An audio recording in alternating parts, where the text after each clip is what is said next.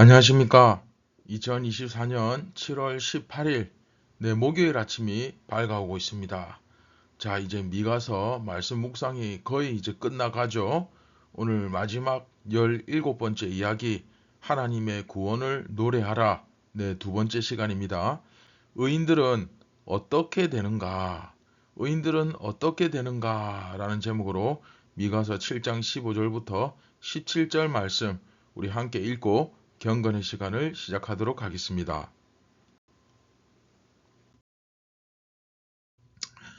이르시되 네가 애굽 땅에서 나오던 날과 같이 내가 그들에게 이적을 보이리라 하셨느니라. 이르되 여러 나라가 보고 자기의 세력을 부끄러워하여 손으로 그 입을 막을 것이요 귀는 막힐 것이며 그들이 뱀처럼 티끌을 핥으며 땅에 기는 벌레처럼 떨며 그 좁은 구멍에서 나와서 두려워하며 우리 하나님 여호와께로 돌아와서 주로 말미암아 두려워하리이다.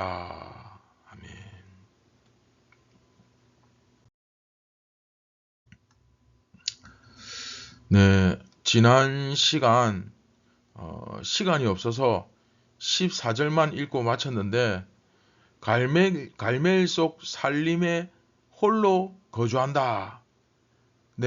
하나님께서 그 주님의 백성, 그쵸? 망해버린 이스라엘 가운데 주님의 백성을 모으사 갈멜 속 살림에서 먹이시는 겁니다. 다시 말하면 하나님의 백성들, 그쵸? 의인들은 이스라엘이 심지어 멸망을 당해도 하나님의 영광이 있는 그 갈멜 속 살림에 거주할 수 있다 하는 얘기죠. 그 이야기를 하는 거죠. 뿐만 아니라 나중에 그 하나님의 은혜가 임하여서 이스라엘 백성들이 그 모든 죄값을 다 치르게 되면 어떻게 됩니까? 회복이 일어납니다. 회복이 됩니다. 그렇죠? 그래서 오늘 15절이죠. 이르시되 네가 애굽 땅에서 나오던 날과 같이 처음과 같이 내가 그들에게 이적을 보이리라. 자, 여기서 그들은 어떤 그들입니까? 대적들이죠. 이스라엘을 공격했던 대적들에게 이적을 보이고 그래서 여러 나라가 자기 세력을 부끄러워하고 손으로 그 입을 막을 것이요 귀는 막힐 것이며 자, 이게 무슨 말입니까? 여러분, 이게 이제 과거에 하나님께서 구원을 베푸신 가장 대표적인 역사 가운데 하나가 출애굽이죠. 그 출애굽했을 때 그 이스라엘의 모습을 보고 막 수많은 나라들이 주위에 막 소문이 쫙 퍼졌잖아요. 그 소문을 듣고 막 두려워 떨었거든요. 막 그때 당시에 강력했던 그 이집트조차도 막 어떻게 할 수 없을 정도로 그래서 그 모압과 암몬, 그쵸? 특히 모압의 왕 이 발락 같은 경우는 얼마나 두려워했던지 발람을 데려와 가지고 저 이스라엘을 좀 저주해 주라. 그 한 번만 저주해 주라. 막 저주하면 좀 위로가 될지는 모르겠지만 여하튼 막 그러지 않았습니까? 물론 그것조차도 하나님에 의해서 막히죠. 오히려 이스라엘을 축복하게 되죠. 그런 모습들이 나타날 거란 이야기입니다. 그런 식으로 막 두려워하고 떨며 그렇죠? 그리고 17절 보시면 그들이 뱀처럼 티끌을 핥으며 땅에 기는 벌레처럼 떨며 그 좁은 구멍에서 나와서 두려워하며 우리 하나님 여호와께로 돌아와서 주로 말미암아 두려워하리이다. 이스라엘을 공격하고 비웃고 조롱했던 이방 족속들이 이제는 하나님의 영광 앞에 두려워 떨게 될 그날이 올 것이라는 거죠. 그날이 오면 어떤 일이 벌어집니까? 하나님의 백성들은 원래는 갈멜에 있었는데 그 갈멜도 사실 나쁜 땅은 아닙니다. 좋은 곳입니다. 그러나 조금 이제 좁죠. 그렇죠? 좁죠. 그리고 양들은 넓은 목초지에서 이렇게 방목을 하면서 거해야 하는데 갈멜이라고 하면 아무래도 이 산림이니까 숲속이니까 뭐 나쁜 곳은 아니지만 이 소수의 양떼들만이 이제 거주하고 있는 거죠. 어쨌든 이 갈멜이라 하는 것도 상징적으로는 하나님의 영광, 그렇죠? 하나님의 승리, 하나님의 비옥함, 그런 것이 있는 땅이라고 볼 수 있겠죠. 좋은 땅입니다. 그러나 그 땅에 거하고 있다가 임시처소처럼 피난처처럼 뭐 넓은 땅과 큰 세력을 갖고 있지는 못하지만 안전하게 안식을 누리면서 그곳에서 이렇게 피해 있다가 이제 하나님께서 이스라엘의 모든 죄악을 다 갖게 하신 이후에는 다시 바산과 길르앗에서 먹이시는, 그렇죠? 그 날이 올 것이다. 그 날이 오면 그 주위 나라들은 모두 다 두려워 떨고 하나님의 영광 앞에 무릎을 꿇고 이스라엘을 조롱했던 그 일들을 부끄러워하면서 하나님 앞에 두려워하며 쩔쩔매게 될 것이다. 지금 이제 그것을 지금 노래하고 있는 겁니다. 결국 여러분, 이스라엘이 망하더라도 말이죠. 심지어 그 행정적인 국가가 망하더라도 말이죠. 하나님을 바르게 섬겼던 의인들은 큰 어려움이 없습니다.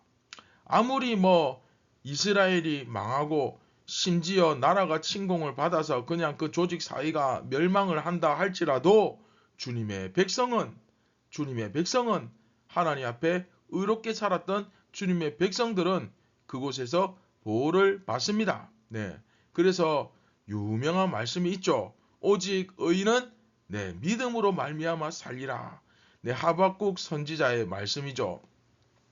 무화과 나무 잎이 마르고 포도 열매가 사라지고 감람나무 열매가 그치고 그 모든 곡식이 다 마르고 사라져도 하나님의 백성들은 하나님을 믿는 믿음으로 말미암아 살게 될 것이고 그들은 남은 자로서 갈멜 그 하나님의 영광이 임했던 그곳 살림을 피난처 삼아 그곳에서 안식을 누리고 있다가 이후에 하나님의 나라가 완성이 되면 이스라엘이 이기게 되면 완전히 그 죄값을 다 치르게 되는 날이 오게 되면 그들이 바산과 길르앗 그야말로 가장 좋은 땅에서 수많은 적들이 탐내는 땅이지만 이제는 하나님의 권능이 임했기 때문에 그 좋은 땅에서 넓은 목초지에서 평화롭게 먹고 살 그날이 온다 하는 것을 여기서 노래하고 있는 것입니다. 이해되시죠?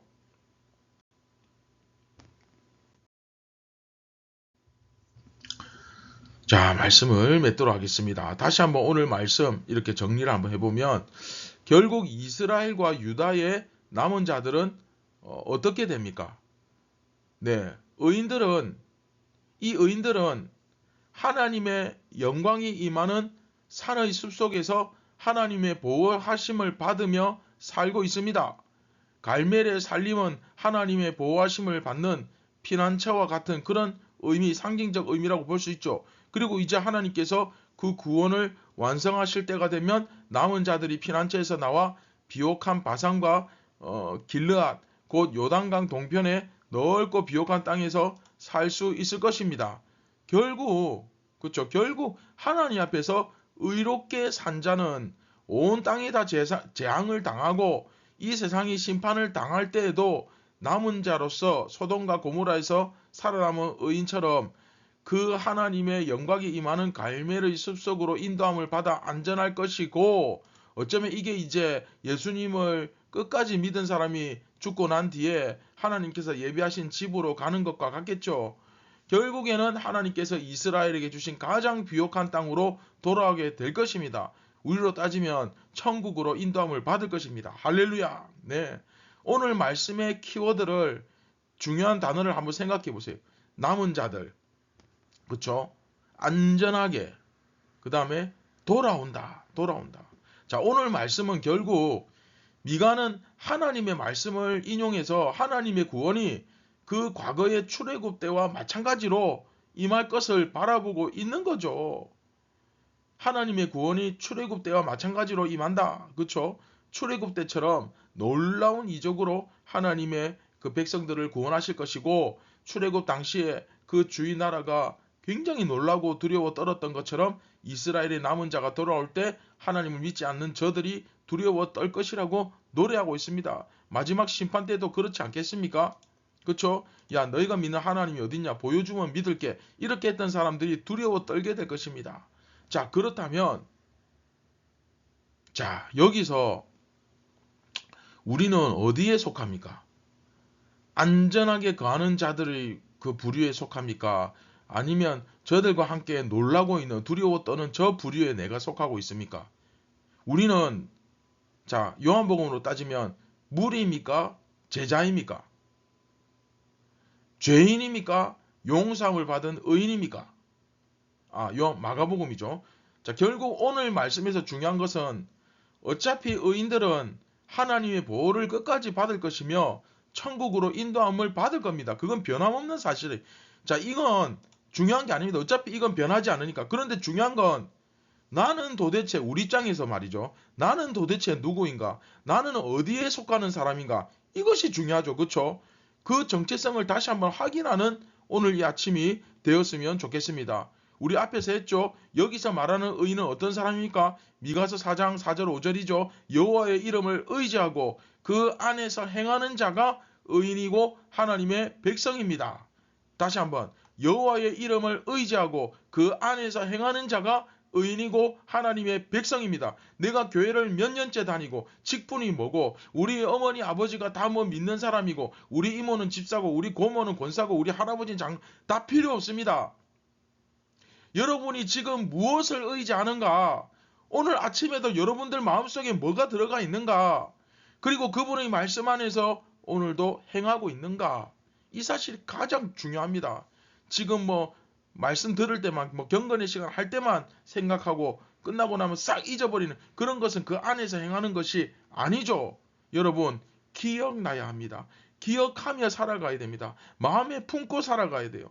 오늘도 정말 주님의 말씀을 마음에 품고 살아갈 수 있기를 바랍니다.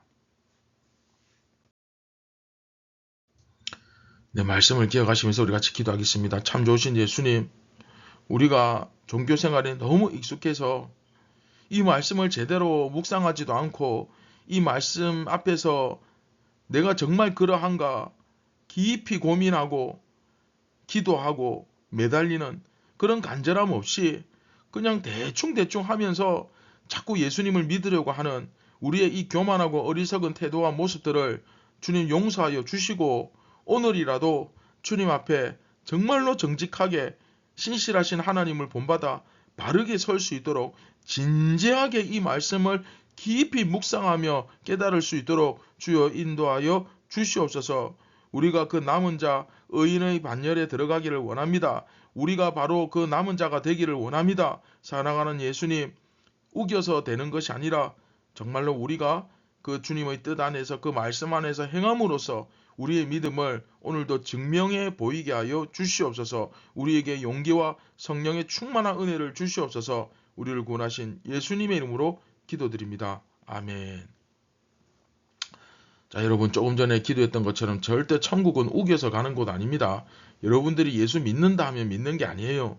예수님을 믿으려면 그 말씀을 따라야 됩니다. 주님의 뒤를 따라야 돼요.